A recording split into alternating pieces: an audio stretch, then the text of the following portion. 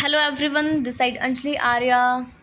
और आज हम करने वाले हैं hostel warden administrative aptitude handling of large number of student.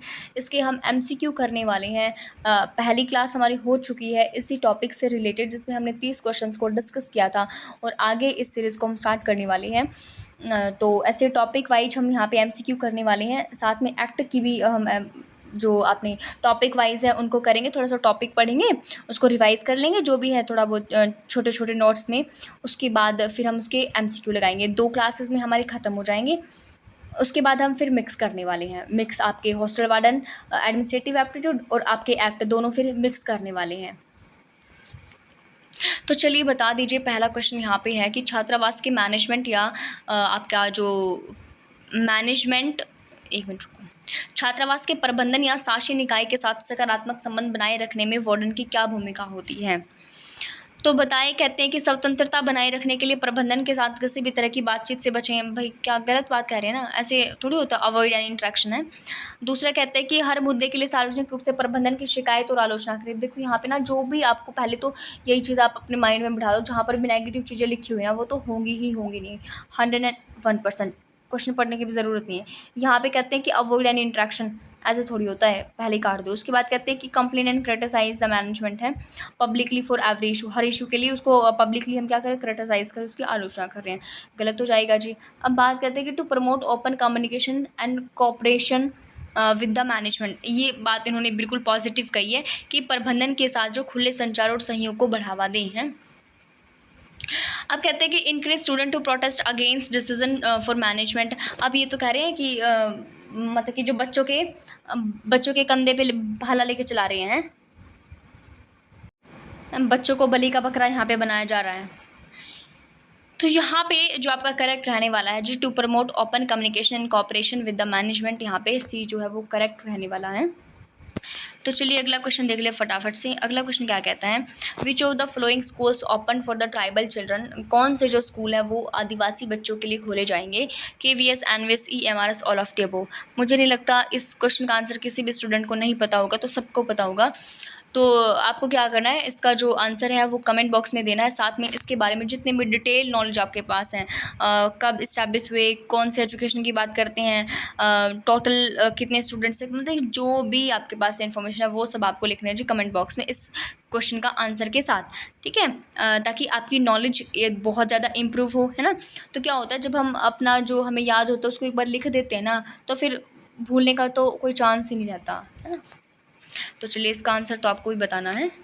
अगर अगले क्वेश्चन की बात करें तो अगला क्वेश्चन क्या कहता है कि छात्रावास निवासियों के बीच समुदाय और सौहार्द की भावना को प्रोत्साहित करने के लिए निम्नलिखित में से कौन सा उपयुक्त जो है वो आपका अप्रोच है। यहाँ पे कहते हैं जो separate the student at different background to avoid conflict. अगला कहता है कि जो arrange regular social event and activities for the participation of student. आगे कहते हैं put strict rule and curfew to maintain discipline. आगे कहते हैं कि छात्रों को आत्मनिर्भर बनने में मदद करने के लिए व्यक्तिवाद को प्रोत्साहित करें। बताइए आपके अकॉर्डिंग यहाँ पे क्या आंसर रहने वाला है। तो यहाँ पे मैं बता देती हूँ, जो करेक्ट यहाँ पे रहने वाला है वो आपका बी रहने वाला है। रेगुलर आपका social event and activities for the participation of student. छात्रों को भाग लेने के लिए नियमित सामाजिक कार्यक्रम और गतिविधियों की व्यवस्था करनी है, ठीक है। अगर हम और ऑप्शन को देखें तो पहला ऑप्शन क्या कहता है, separate the student of different background. कहते हैं कि जो अलग अलग बैकग्राउंड के बच्चे होते हैं, रिलीजियस कास्ट के अलग अलग बच्चे होते हैं, उनको आप सेपरेट कर दो, अलग कर दो। ऐसा तो नहीं होता। आपने देखा होगा, अगर आप कभी हॉस्टल में पढ़े हो तो हॉस्टल में एक रूम में अलग अलग डिफरेंट बैकग्राउंड के, कल्चर के बच्चे रहते हैं, नो डाउट। उसके बाद स्ट्रिक्ट रूल। अब कहते हैं कि put strict rule and curfew. अब एक बात बताओ, जब आप स्ट्रिक्ट रूल लगा रहे हो बच्चे के ऊपर, तो कैसे उसका मन लगेगा हॉस्टल में। तो अपने माँ बाप से दूर है ना, क्या पता पहली बार हॉस्टल में रह रहा हो, तो इतने ज़्यादा स्ट्रिक्ट रूल लगा दोगे तो उसका तो रो रो के वैसे ही बुरा हाल हो जाना है।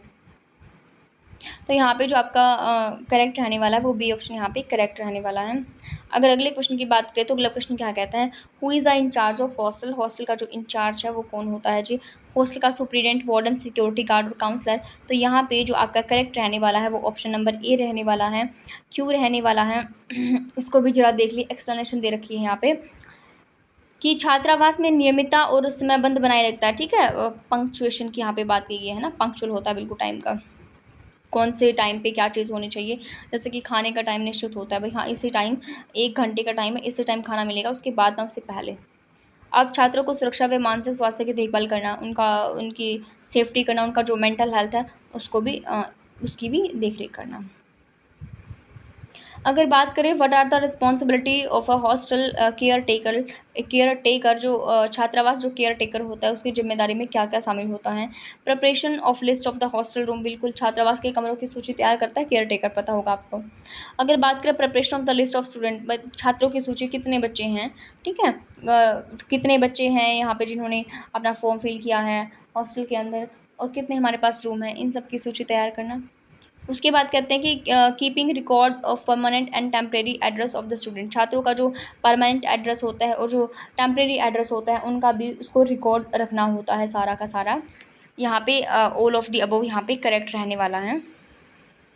अगर अगले क्वेश्चन की बात करें तो अगला क्वेश्चन क्या कहता है कि द हॉस्टल एडवाइजरी कमेटी, जो हॉस्टल की सलाहकार समिति है उसकी अध्यक्षता किसके द्वारा की जाती है।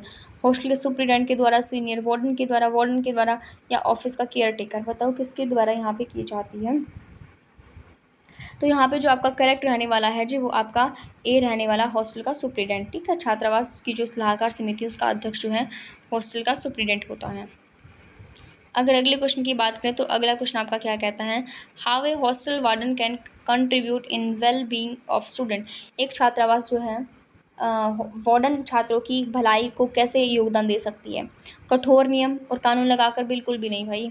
अगर बात करें दूसरी तो शैक्षणिक शिक्षण और प्रशिक्षण तैयारी प्रदान करके। अब कहते हैं कि सहायक और पोषणकारी वातावरण को बढ़ावा देकर, डी कहते हैं कि असीमित स्वतंत्रता और न्यूनतम पर्यवेक्षण की अनुमति देकर, बाय गिविंग अनलिमिटेड फ्रीडम, भाई अनलिमिटेड फ्रीडम भी नहीं देनी है ना, अनलिमिटेड फ्रीडम भी यहाँ पे गलत हो जाएगा। और उसके बाद शैक्षणिक शिक्षण और परीक्षा की तैयारी प्रदान करके, ठीक है। और यहाँ पे अब आप ये देख लो इन दोनों में से अप्रोप्रिएट कौन सा है। सपोर्टिव एंड आपको नर्चरिंग इन्वायरमेंट देना, बच्चों को एक सहायक और पोषणकारी वातावरण को बढ़ावा देना है ना। तो तभी तो जो बच्चे हैं उनकी भलाई को आप इंश्योर कर सकते हो, है ना। तो यहाँ पे आपका जो ऑप्शन है वो सी यहाँ पे करेक्ट रहने वाला है। अगर अगले क्वेश्चन की बात करें तो अगला क्वेश्चन क्या कहता है, यदि प्रबंधक पर अत्यधिक बोझ हो तो उसे किस अवधारणा का उपयोग करना चाहिए। अगर मैनेजर बहुत ज़्यादा उसके ऊपर बर्डन है काम का तो उसको क्या करना चाहिए। डेलीगेशन, प्रतिनिधिमंडल, और डिसेंट्रलाइजेशन, या फिर स्कोप ऑफ मैनेजमेंट, या फिर इन सभी का उसको यूज़ करना चाहिए। तो जितनी भी ये धारणाएँ होती है, डिसेंट्रलाइजेशन है, डेलीगेशन है, स्कोप ऑफ मैनेजमेंट है, ये सारी की सारी उसको यूज़ करनी चाहिए। अगर डिसेंट्रलाइजेशन की पता है इसमें क्या होता है, काम का बंटवारा करना, थोड़ा काम उसको दे दिया थोड़ा उसको दे दिया ना, काम का जो है हम बांट देते हैं। जैसे कि मैथ्स की अगर बात करें, है ना, तो मैथ्स का काम ये देख लेगा, और आपका जो स्टूडेंट्स के कमरे वगैरह को अलॉट करना, इनका काम वगैरह देखना, है ना, वो ये कर लेगा। तो ऐसे ही हमने क्या करना, डिसेंट्रलाइजेशन करना है, अगर मतलब कि एक के ऊपर, ताकि ज़्यादा बर्डन ना पड़े, है ना। तो अगर अगला क्वेश्चन देखें तो अगला क्वेश्चन क्या कहता है, which of the flowing members join the management committee in hostel. तो आवासीय जो छात्रावास के प्रबंधन समिति में कौन कौन सा सदस्य जो है शामिल होती हैं जी। Head master of the concern school, जिस स्कूल में आप हो जी उसका हेड मास्टर है, या फिर ब्लॉक एजुकेशन ऑफिसर आपका होगा, या फिर आपका अगर बात करें, या फिर आपका secretary of the education committee of the residential school. यहाँ पे अगर ऑप्शन की बात करें तो ऑप्शन आपका है कि ए पहला ठीक है, दूसरा ठीक है, तीसरा ठीक है, या फिर तीनों ही ठीक है। तो बताओ जी यहाँ पे क्या करेक्ट रहने वाला है। तो यहाँ पे जो आपका करेक्ट रहने वाला है वो आपका ये तीनों ही यहाँ पे करेक्ट हो जाएंगे। आपका पहला, दूसरा और तीसरा यहाँ पे करेक्ट हो जाएंगे, ठीक है। अगर अगले क्वेश्चन की बात करें तो अगला क्वेश्चन क्या कहता है कि छात्रावास की वरिष्ठ वार्डन एवं वार्डन की नियुक्ति किसके सिफारिश से की जाती है। Appointed of the chief warden and the warden usually done whose recommendation, किसकी रिकमेंडेशन होती है। वाइस चांसलर है, डीन है, सुप्रीडेंट है, और सुप्रीडेंट एंड डीन है। तो बताएं यहाँ पे क्या करेक्ट हो जाएगा। तो यहाँ पर आपका जो ये सुप्रीडेंट और डीन, इनके सिफारिश पर की जाती है। छात्रावास के वार्डन की नियुक्ति जो है वो इस चांसलर तथा अधीक्षक की सिफारिश पर की जाती है। जो हमारा सुप्रीडेंट होता है उसकी अपनी सिफारिश डीन के परामर्श के उपरांत की जाती है। ठीक है, उसके बाद अगर अगले क्वेश्चन की बात करें तो अगला क्वेश्चन क्या कहता है, हॉस्टल में ज़्यादा छात्रों को संभालने के लिए क्या ज़रूरी होता है। What is necessary to handle large student in a hostel. तो डिसिप्लिन को मेंटेन करना है, या फिर उनके ऊपर पर्सनल ध्यान देना है, या फिर रिजोल्यूशन ऑफ इंटरपर्सनल कॉन्फ्लिक्ट, जो उनके आपस में कॉन्फ्लिक्ट होते हैं उनको रिजॉल्व करना है, या ऑल ऑफ दी अबव यहाँ पे करेक्ट हो जाएगा। बताओ क्या होगा यहाँ पे। तो बिल्कुल यहाँ पे जो है आपका ऑल ऑफ दी अबव यहाँ पे करेक्ट हो जाएगा। इतने सारे बच्चों को संभालने के लिए क्या करना है, तो डिसिप्लिन आपको मेंटेन करना है, टाइम टेबल पूरा देना है, किस टाइम कौन कौन सी चीज़ें होंगी, आपको पर्सनल अटेंशन देना पड़ेगा बच्चों के ऊपर। अगर बात करें उनके जो इंटरपर्सनल कॉन्फ्लिक्ट होते हैं, उनके आपस में जो लड़ाई झगड़े होते हैं, उनको भी आपको रिजॉल्व करना पड़ेगा टाइम टू टाइम। अगर अगले क्वेश्चन की बात करें तो अगला क्वेश्चन क्या कहता है जी, कि छात्रों को छात्रावास के माहौल में ढालने में मदद करने में वार्डन की क्या भूमिका होती है। हाँ जी, बताओ कि focus on academic matters and ignore other issues. भाई ये इग्नोर वाला तो बड़ा ही झंझट है ना। तो कहते हैं कि एकेडमिक मैटर पर फोकस करना है, और जो आपके अदर इश्यूज़ होते हैं उनको तो बिल्कुल ही इग्नोर कर देना है। तो क्वेश्चन तो देखो, इन्होंने क्वेश्चन क्या पूछा हुआ है कि एक हॉस्टल में उसके हॉस्टल के माहौल में ढलने में मदद करने के लिए वार्डन बच्चों की क्या हेल्प कर सकती है। तो बताओ ये पहला पॉइंट यहाँ पे कैसे आ जाएगा है। अगर दूसरे की बात करें तो कहते हैं कि प्रारंभिक समायोजन अवधि के दौरान सहायता व मार्गदर्शन, मतलब कि स्टार्टिंग में जब वो एडजस्ट कर रहा है हॉस्टल के इन्वायरमेंट में, तो उसको थोड़ा सा गाइडेंस करनी है ना, थोड़ा सा उसको समझाना है, असिस्ट करना है। सी कहता है कि to discourage conversation between senior and junior student. अब देखो डिस्करेज कह रहे हैं कि हतोत्साहित कर रहे हैं कि भाई नहीं करने नहीं देनी है कि जो आपके सीनियर और जूनियर स्टूडेंट हैं उनके बीच में। अगर डी की बात करें तो डी कहता है ignoring the struggle of the student and letting them figure things out on their own. कहते हैं कि विद्यार्थियों के संघर्ष को नज़रअंदाज करना और उन्हें स्वयं चीज़ों को समझने में मदद करना। तो आप खुद बता दीजिए यहाँ पे करेक्ट क्या रहने वाला है। तो यहाँ पे जो आपका सेकंड यहाँ पे करेक्ट रहने वाला, to provide assistance and guidance during the initial adjustment period है। तो बी आपका यहाँ पे करेक्ट हो जाएगा। अगर अगले क्वेश्चन को देखें तो क्या कहता है कि at present how many EMRS function schools exist across the country. मैंने आपको जनरल अवेयरनेस में पढ़ा रखा है, तो बताएं वर्तमान में देश भर में कितने EMRS के स्कूल हैं भाई। 350 है, 360 है, 382 जो कि फंक्शनल है, जो कि कार्य कर रहे हैं। ठीक है, 401 है। तो यहाँ पे 401 ही दे रखा है, तो हमें यही करना पड़ेगा ना। तो यहाँ पे डी आपका जो है वो करेक्ट हो जाएगा। वर्तमान में देश भर में कितने हैं जी, 401 EMRS स्कूल जो है वो फंक्शन है, कार्य कर रहे हैं। ये खेल और कौशल विकास में प्रशिक्षण प्रदान, मतलब कि ट्रेनिंग देने के साथ साथ वो जो आपकी कल्चर है, आर्ट है, उनको भी संरक्षण करने के लिए ये विशेष अत्याधुनिक सुविधाओं पर केंद्रित हैं।